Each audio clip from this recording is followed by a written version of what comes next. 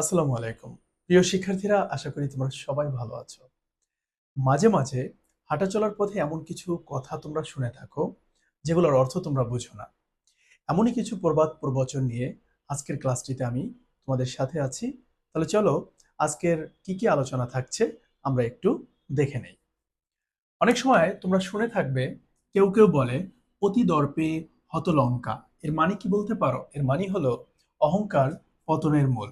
আবার কোথাও কোথাও তুমি শুনতে পাবে কেউ কেউ বলে অপনা মাংসে হরিণা বৈরী। এর মানে হচ্ছে হরিণের মাংসই তার জন্য শত্রু। এটা মূলত তোমরা বাংলা সাহিত্যের প্রাচীন যুগের যে নিদর্শন চর্যাপদ, সেই চর্যাপদেরই একটা লাইন হচ্ছে অপনা মাংসে হরিণা বৈরী।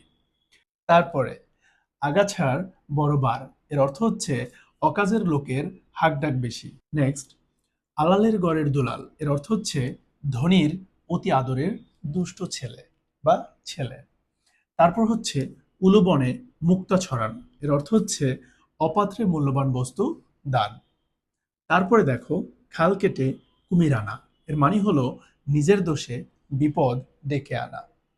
পরেরটা দেখো গায়ে মানে না আপনি মোড়ল, এর মানে হলো স্বঘোষিত নেতা, মানে যে নিজেকে নিজেই নেতা ভাবে। নেক্সট হলো গরিবের ঘোড়া রোগ, এর মানে হচ্ছে অক্ষমের অতিরিক্ত প্রত্যাশা। তারপরে সর্বশেষ বানরের গলায় মুক্তোর মালা, এর মানে হলো অযোগ্যের সুন্দর বস্তু লাভ। তো এই প্রবাদ প্রবচনগুলো আমাদের বাংলা সাহিত্যে অনেক বেশি প্রচলিত।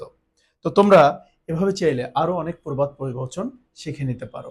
এগুলো আমাদের দৈনন্দিন জীবনে অনেক সময় কাজে লাগে। আর আমাদের উচিত বাংলা সাহিত্যের এই সৃষ্টিগুলোকে হারিয়ে যেতে না দেওয়া। তোমরা সবাই ভালো থাকবে।